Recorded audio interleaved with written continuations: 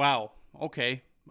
Definitely not what I was expecting tonight, but we take those. We take those. And the first thing I got to say is bang bong. Welcome to Game Over Calgary. My name is Auddie James. On the heels of a 7-4 Calgary Flames win over the Dallas Stars in Texas, day after American Thanksgiving. It's Black Friday. I see some turkeys in the chat. Spam those turkeys in the chat. All the Thanksgiving love for our friends south of the border. And shout out to Blake Coleman, Texas guy. Had all the players over to his house last night. His, as some people would call it, maybe a resort. That thing's freaking massive. It's got all the bells and whistles. Yeah, KQ, I see you in the chat. Team bonding. Yeah, exactly what it was over at the Coleman house. So shout out to him, and maybe that's just what the Flames needed, was a little bit of home cooking Coleman dinner on American Thanksgiving. But either way, like I mentioned off the top, not something I was expecting to see tonight from the Calgary Flames, but we're happy. I mean, I'm happy. I like coming on here on Game Over Calgary and talking about wins because, as you all know, I so often come here and talk about losses. So it's nice to have a bit of a change here. And, be able to come on here and talk about something a little bit more positive. All right, before we get started, just a bit of housekeeping. You guys know the drill. This is Game Over Calgary. We're going to break things down here for you tonight on the heels of this win. Talk about the game. Talk about some things that are coming up for the Calgary Flames, including a pretty hefty, pretty hefty in terms of the talent that they're going to be facing in the rest of this road trip here. But as always, just make sure you save your questions for the end.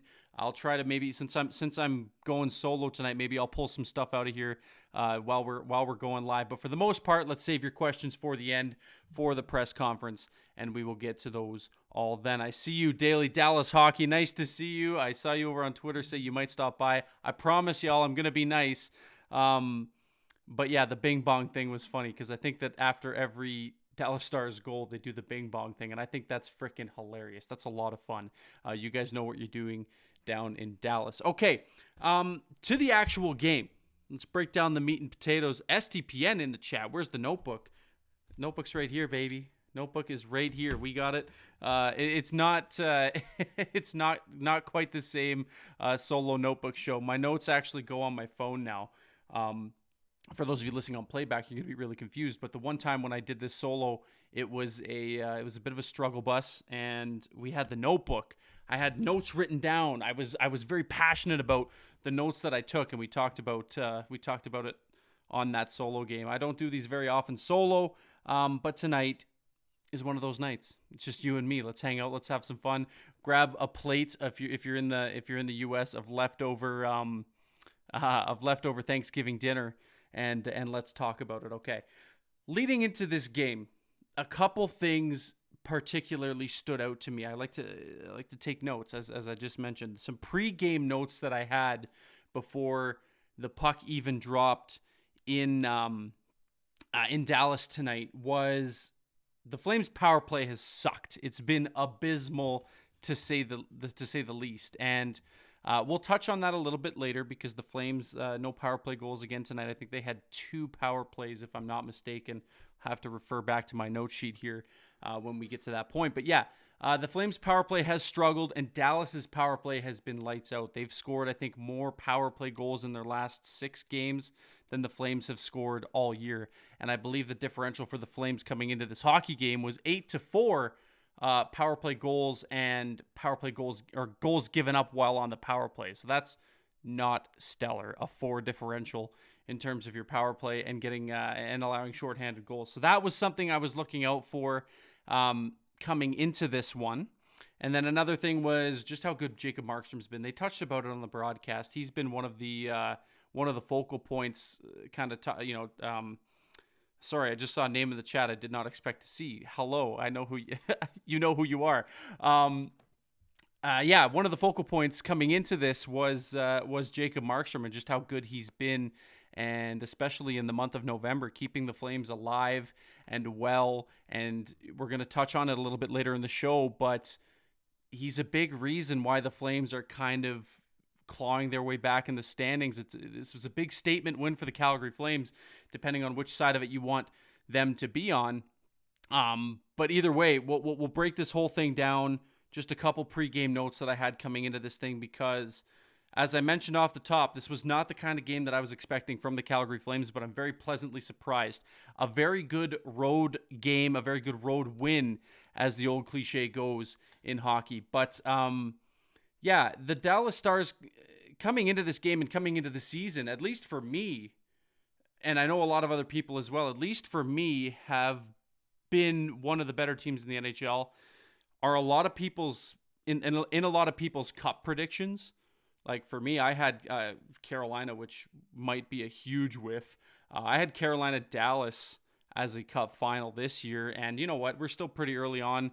It's American Thanksgiving. I know that this is pretty much the litmus test for playoff teams and whatnot. But coming into this hockey game, did not expect the Dallas Stars to look the way they did, and specifically Jake Oettinger. He, for lack of a better term, just did not look good at all. He kind of looked like shit tonight. A few goals that, and this is not a blanket statement for Jake Oettinger because I don't think he's a bad goalie whatsoever. But yeah, it was one of those games from him that he probably is going to want to look back on and be like, you know what, probably needed a few more saves, and you know. You can credit, or you can point fingers at Dallas defensively in their own end, breaking down their structure in the defensive zone and all that stuff. But at the end of the day, I just think it was like the chances the Flames had when they did score tonight were good chances, genuinely pretty good chances, and that's something that we're not quite used to seeing. But they do it against a damn good team, against a damn good goalie. And like I said, we take those. Okay, let's break this thing down from period to period. This is the Auddie way. This is how we do it when we run solo on Game Over Calgary. It wouldn't be a Calgary Flames game, and you wouldn't feel that kind of desperation as a Calgary Flames fan or as someone who covers this team or someone who just regularly watches hockey. It wouldn't be a Flames game unless Jacob Markstrom let in the first shot of the game, which in fact he did tonight. It was the first shot of the game in general. The Flames hadn't even registered a shot yet, and it was Wyatt Johnston, who by the way, Stars fans who are in here, I want to see more of them. Where's my pal? Where's my pal Daily Dallas Hockey? Get more of your Dallas Stars fans in here because I want to break it down with y'all. This is good. This is a good team, and I want to give you guys credit where credit's due. Because Wyatt Johnston, man, that kid is nasty. That kid is a lot of fun to watch. And Dallas, they find these guys. I don't want to say needle in a haystack kind of players because I don't think Wyatt Johnston's one of those.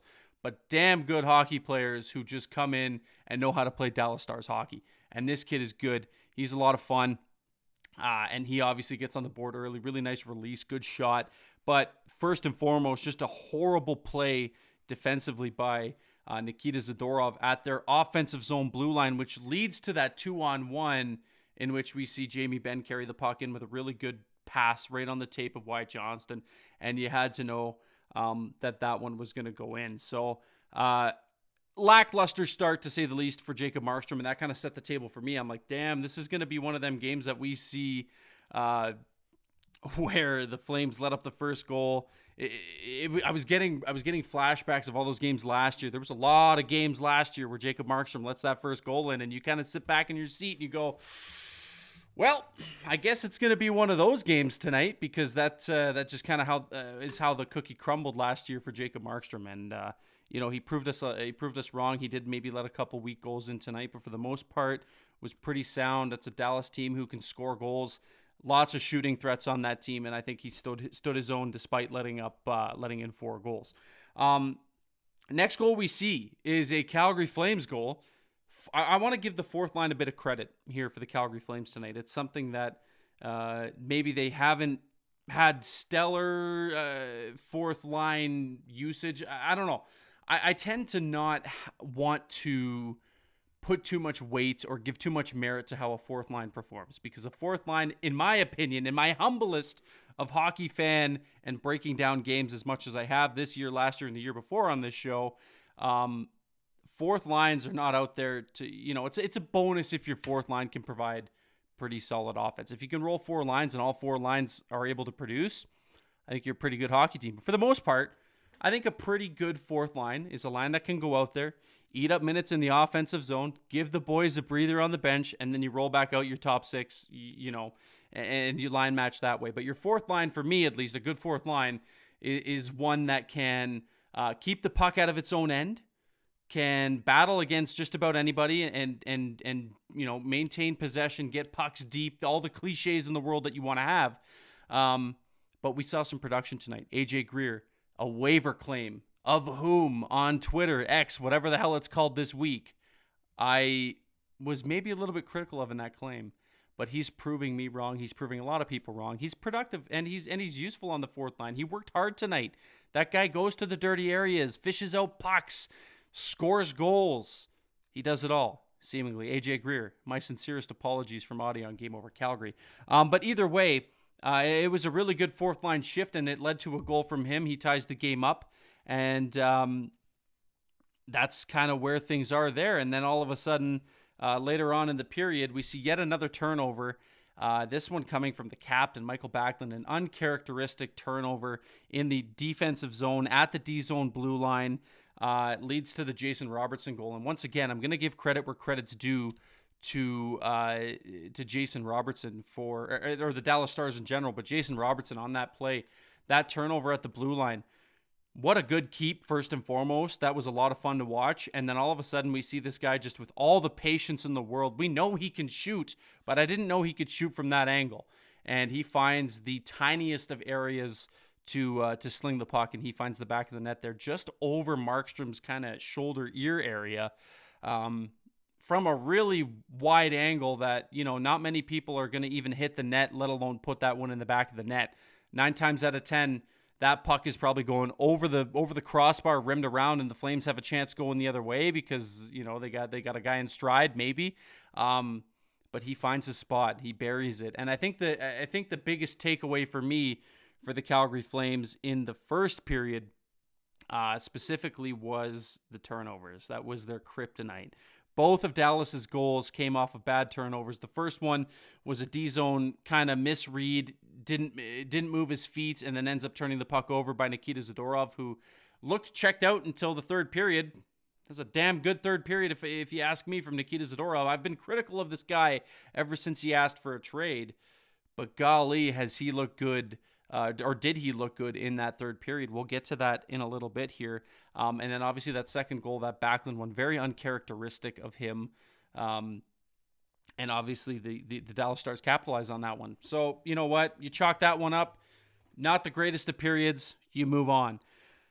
Then we get to the second period, and this is where things start to look a little bit better for the Calgary Flames and slightly less better for Dallas, but specifically Jake Oettinger, because he, like I mentioned off the top, probably not the best game for him. I'm going to give as much credit where credit's due to the Dallas Stars, but I think if you asked, I don't know, I haven't watched any of the presser stuff yet, but if you asked Jake Oettinger about the performance tonight and how he played, probably not his best game. Maybe, let me take you back to a much better time here in Calgary Flames land, a time where the Calgary Flames are fun to watch.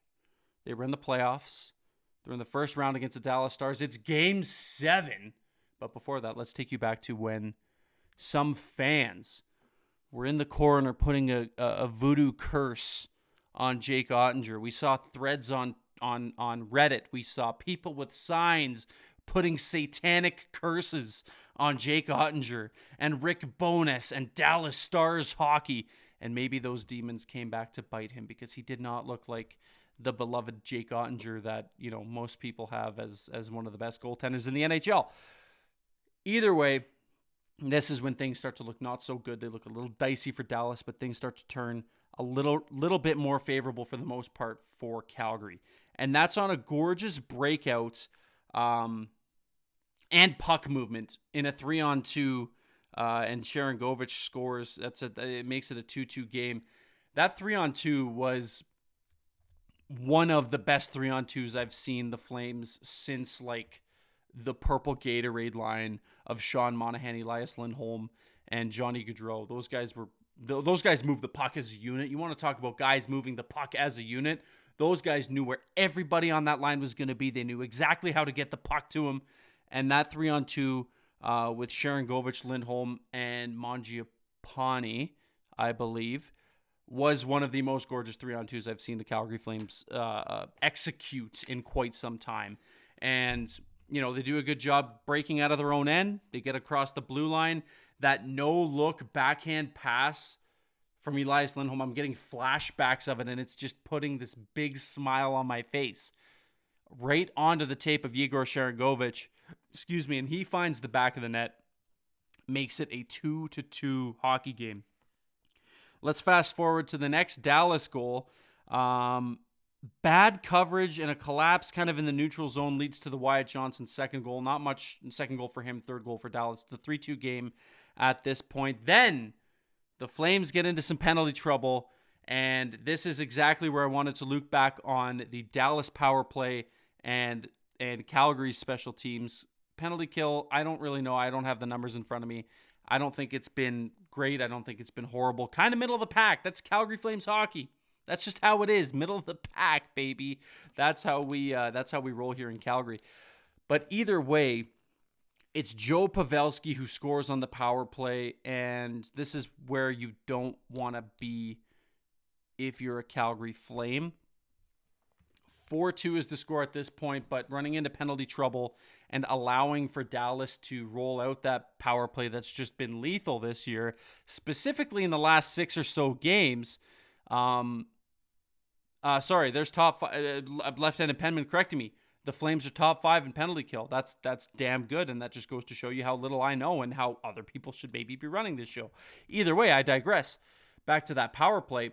The Dallas Stars, whose power play has been red hot, this is one of the things that I wanted to focus on coming into this game is watch how disciplined Calgary is, because they don't want to have to be sending Dallas on the power play. They send Dallas on the power play. Pavelski scores. It's a 4-2 game. At this point, I don't know. I'm feeling a little bit worried. I'm watching the game and I'm going, this is the ups and downs, the roller coasters, the highs and lows, the ebbs and flows of Calgary Flames hockey. This was the epitome of that. This was the pinnacle of Calgary Flames hockey. And obviously it leads to a 2-goal deficit. But the fourth line comes in clutch again. Adam Ruzicka, AJ Greer, Dylan Dubé getting dues, getting credit where credit is due. Ottinger probably wants that one back. It wasn't the best of shots. It was kind of just like a pretty nonchalant entry into the O-zone. Ruzicka has a little bit of space, finds a shooting lane, takes a shot, and it should be a glove save. If you're Jake Ottinger, you for sure want the 4-3 goal back. That was one that I think probably 99 times out of 100 he makes that save. I don't know, late to the shot, didn't get a good read. I don't know. But either way, the Flames score, makes it a 4-3 game, and we're starting to get back on that upward trajectory, and then we'll get to the third period. But before we get to the third period, I saw the admin in the chat, SDPN admin. I think I know who's behind the keyboard tonight. But either way, whoever they are tonight, I'll maintain confidentiality for this, put a very good point in here. And let me scroll up and find it. It is, where the heck are you here? Have you liked the stream? I need you to like the stream right now. We're going to take a quick intermission, if you will. You're going to listen to me ramble a little bit about some housekeeping. You're going to click like if you're watching the stream live. Then you're going to hit subscribe because you love me. You love SDPN. And you're going to try to get us to 100,000 subscribers. 100,000. It's a lot of goddamn people. And you can make that happen. All you got to do is hit like, hit subscribe, share the stream. Let's get some more people in here as we head into the next segment. We'll go hit the presser, and then we'll put a bow on Game Over Calgary. But before we do all that, let's go ahead and have some likes, all that stuff. And Conrad, there we go. Maybe Conrad, the one figuring out who's behind the keyboard tonight at SDPN. Okay, one more thing. If you're watching on playback, you may have noticed that I'm wearing this really festive Deck the Halls with Steve Dangleberry's ugly Christmas sweater. I don't know. My wife asked me, she's like, is that your ugly Christmas sweater? And I said, how can it be an ugly Christmas sweater when it has 4 of Steve's face on the front of the shirt? This is just simply a handsome Christmas sweater, if you ask me. Look at that. 4 Steve Dangles on the same shirt? You're trying to tell me that's an ugly Christmas sweater? No, goddamn, that's a handsome Christmas sweater. Code Black Friday for 20% off at checkout at the SDPN shop. Head over there. The link is actually in the description of both the video if you're watching or if you're listening on playback. And if you're also watching, it is now in the chat as well. Thank you to our lovely behind-the-scenes person tonight. Yeah, Black Friday. You got to get in on the sales on the SDPN shop, www.sdpnshop.ca, to get your handsome Christmas sweater. Deck the halls with Steve Dangleberry's. Okay, third period. This was a goddamn incredible road third period for the Calgary Flames. This was a lot of fun to watch, first and foremost. And you know, if you're a fan of goals, then you might want to go back and rewatch that third period, because the Calgary Flames made it a lot of fun. They made it a lot of fun. Early on in that third period, we can call it Blake Friday. I see people going off in the chat. It's Blake Friday for Blake Coleman, because Blake Coleman is the one who ties this game up at 4 early on. A pretty good shift by that line. Blake Coleman has been impressive, man. I don't know. I feel like for me, Blake Coleman has been silently one of the better Flames throughout this season. He's been consistent, hasn't been horrible, hasn't been like the best player on the team, but like you could call him Mr. Reliable. He knows where to be. He knows how to break out. I just think I don't know. I'm a big fan of Blake Coleman this season. He's been doing quite well, and you had to know, goddamn, he's back in that golly yeehaw state of his. He's a Texas boy, for those missing the reference, and he scores, and he makes it a 4-4 hockey game. And that was just the beginning of the comeback for the Calgary Flames. The Calgary Flames coming back from, I think, 3 deficits tonight.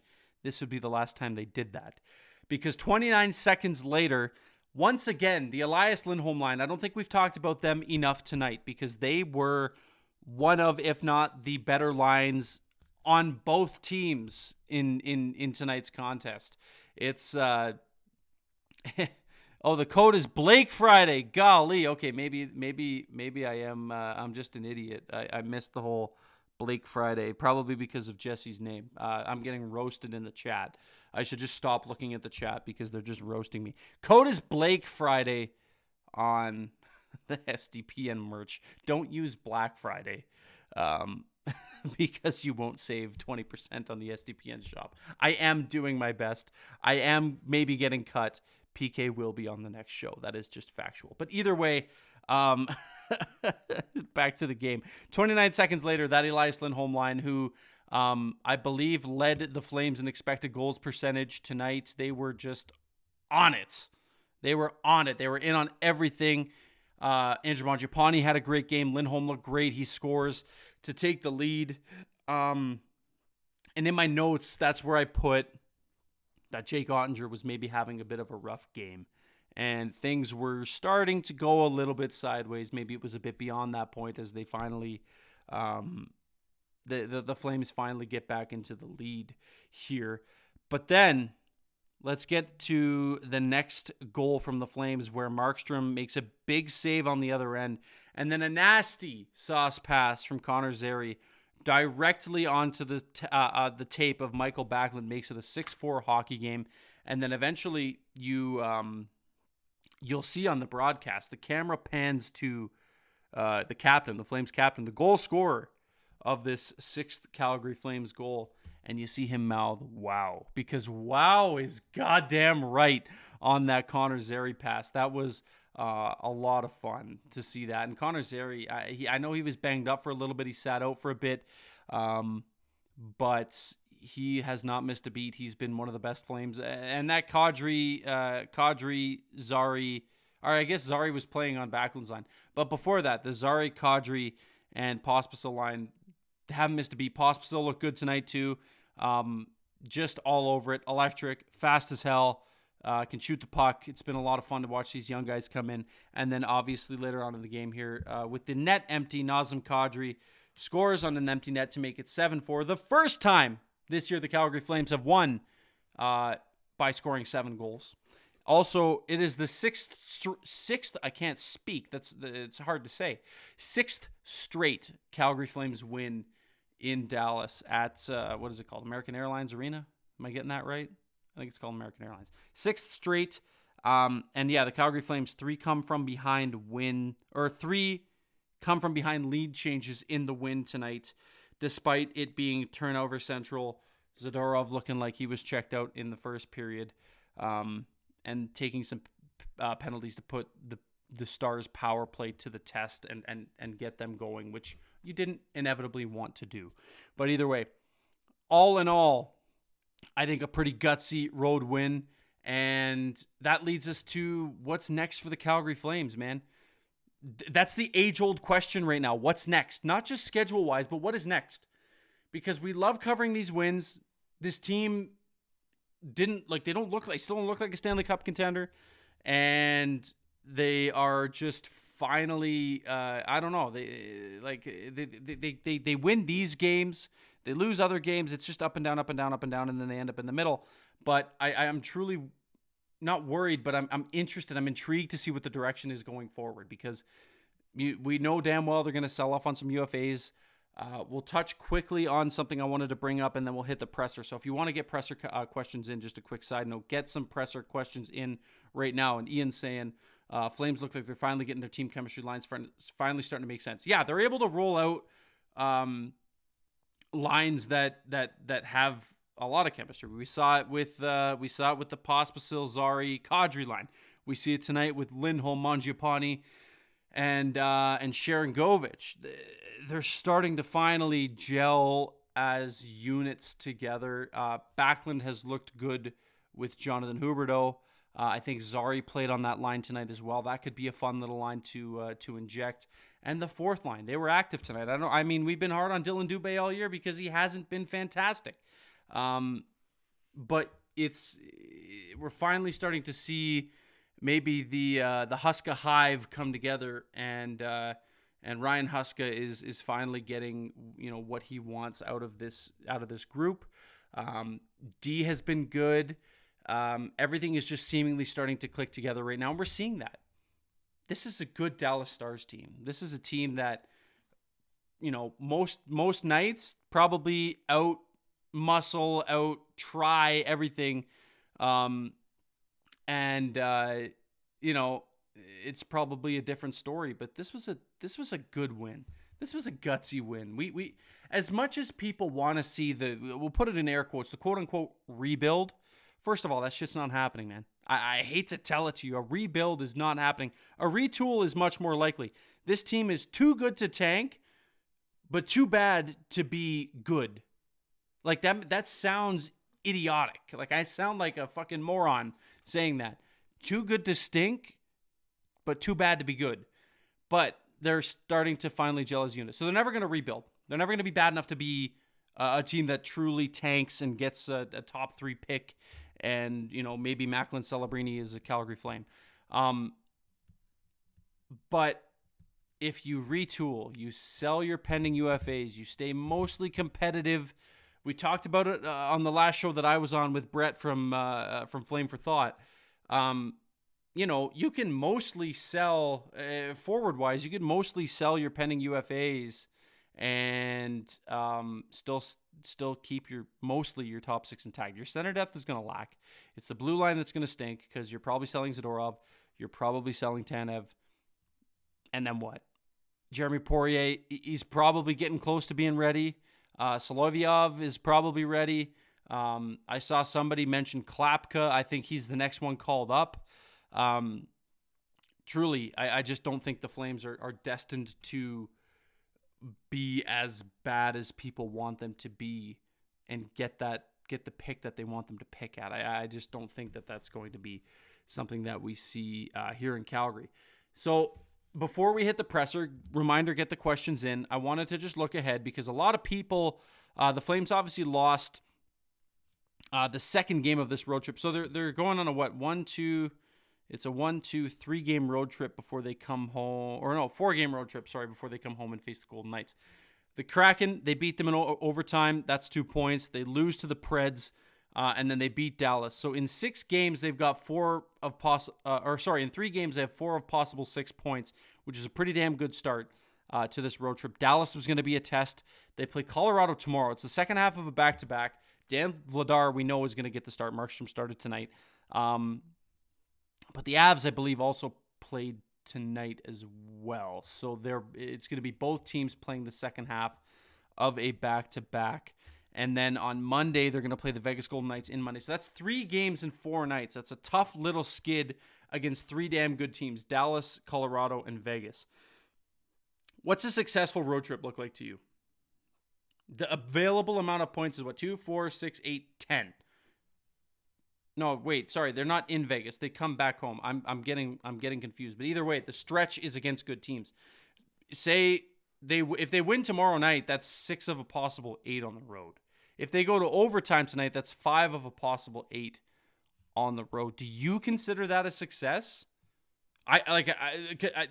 It's more so a satire question because I truly don't see how you look at that as a failure, unless you're cheering for them to lose, which I know some people are. But either way, it's a tough skid. But if they can pull something off here tomorrow night in Colorado and then back home against Vegas, and then they play the Canucks again at home, it's a skid of a lot of really good teams that they're going to have to face. They're going to play the Canucks, and after that, it's Minnesota, Carolina, New Jersey, Colorado, Vegas. There's really no easy, and they're going to have to be gutsy wins like this, folks.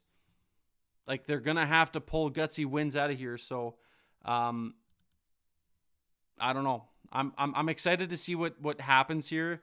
Like Ian mentioned before, I don't remember where that comment is, but things are starting to gel. Things are starting to gel, and that's a good sign here for the Calgary Flames. Okay, hit the imaginary button. We're going to hit the press conference here now, so get your questions in, and then we'll put a bow on today's episode of Game Over Calgary. A gutsy Calgary Flames 7-4 win over the Dallas Stars in Dallas on Black Friday. Let's scroll back through the chat here. Find some questions. Auddie, do you see a scenario where Flames management re-signs all the pending UFAs besides Zadorov? I could see a situation where maybe that, I mean, do I want them to do that? No. The answer to that is simply no. I think that the Flames can put themselves in a pretty uncomfortable situation by re-signing guys into their late 30s for lots and lots of money. We're seeing that already. We know that Nazem Kadri is going to be here a while. He makes $7 million. Need I remind you, Jonathan Huberdeau hasn't looked like himself since he came to Calgary. He's going to be making $10.5 million for the duration of this contract in Calgary. We're going to be, the Flames are going to be stuck with a lot of high-dollar, high-term contracts with players that are going to be in the tail end of their 30s by the time that their contracts expire. I don't think they're going to. I think Craig Conroy, he mentioned that if pending UFAs aren't going to re-sign here, then they just simply won't be here. It's going to put the Flames in a good spot come trade deadline time. If they're middle of the pack, maybe they're middle of the pack, maybe they're on the brink of a playoff spot. I don't know. But if these guys aren't locked down by then, they're going to be in a pretty good position to restock the cupboards here with young players, prospects, draft picks, because teams are going to pay for rentals. We see it every year. They pay for rentals. If you can work out a deal where an extension is in place for said player when they get to said team, you're probably going to get more assets for that as well. It just doesn't make sense to me to try to re-sign these guys when you know you can just restock the cupboards. I don't know. I just don't think that it makes sense to have a roster full of guys into their mid to late 30s making as much money as these guys are going to make. Okay. Let's see here. Press conference question from Conrad. Walker Duer scratch tonight. Barnburner said it's time to cut bait too. Your thoughts? I agree. I agree with Boomer, Pinder, and Rhett there on their assessment of Walker Duer. I just don't think the coach sees much in Walker Duer. Like I mentioned about Adam Klapka, I think he might be a guy that you see get called up here. Rory Cairns has been really good too in AHL Calgary. The fact of the matter is if you're not going to play, there's guys knocking on the door that could take your spot. We saw it. Ruzicka came in, gets a point, looks good tonight. We probably won't see Duer again. Like I don't, or not again, but not tomorrow is what I'm trying to say. We're probably not going to see him tomorrow. So long as Ruzicka keeps playing, I think, and if the Ruzicka experiment fails, then I think that they're going to probably bring someone else up from the Wranglers. I don't think that it's going to be Duer. I don't know if the coach sees in Walker Duer what he wants to, and I just don't think that that's an experiment that's going to keep going. Another press conference question: since PK is doing some wrestling ring announcing, what WWE superstar best resembles the current Flames? I don't know because I don't follow the WWE. I know like the basic people. Like I don't know. I don't even know who's any good. I don't know anything about wrestling. I know Logan Paul is a wrestler now too. Apparently, that's about it. I mean, I don't know. Rey Mysterio, that's one. That's a wrestler, right? Is he any good? I don't know. That's a tough question for me, seeing as I don't follow wrestling. Let's see here. Let's see. What do you? Sorry, left-handed penman. Is Rhett one of the most miserable people alive? Rhett is not. I don't think Rhett's a miserable person. Rhett's a great dude. I think Rhett is just speaking from frustrations, and Rhett loves the Flames, and he wants to see the Flames do well. But I don't think that Rhett is. I don't think Rhett is miserable. I genuinely think Rhett is just a guy who's passionate about hockey. I mean, he played in the league. He's an alumni, man. He loves the game and he loves the Flames. What do I think of Gilbert? I don't know. I mean, third pairing guy probably won't be much more than a third pairing guy. I don't think he's like a detriment. I don't think he's a superstar. I think he kind of knows his role. I like that. I like that he plays a bit of a gritty game. I don't really have too many like ridiculous thoughts about Dennis Gilbert. Line, sorry. I know that's a cop-out question. But yeah, I don't really have too many thoughts. And finally, Ian says, put me in as your co-host and I'll just spend an hour roasting you in person. You wish you could be so lucky to be here on Game Over Calgary with me. You wish. You're not my boss anymore. You can't tell me to be on this show. Okay, let's wrap it up. Let's put a bow on it. This has been Game Over Calgary. 7-4 Calgary Flames win over the Dallas Stars. Thank you guys very much for being a part of this. It's a lot of fun to come on here after Calgary Flames wins to talk with all you beautiful people about the Calgary Flames. Let's see how this goes. Let's see what happens here in these next couple games. This road trip's going to dictate a lot. This is where I'm going to leave it at. This road trip might dictate a lot here. The Flames are having a good month. They're climbing up in the standings. This was a gutsy win, a statement win, if you will. And let's kind of see how things keep going here for the Calgary Flames.